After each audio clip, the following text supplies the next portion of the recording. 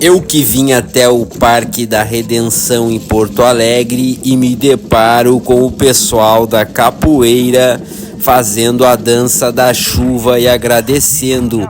E esse morador de rua, do nada ele incorpora o Zé Pilantra e começa a tomar cerveja e a dançar, giropear, fazer o peão, quadradinho de 8. Bem louco, olha só, enquanto isso parou de chover.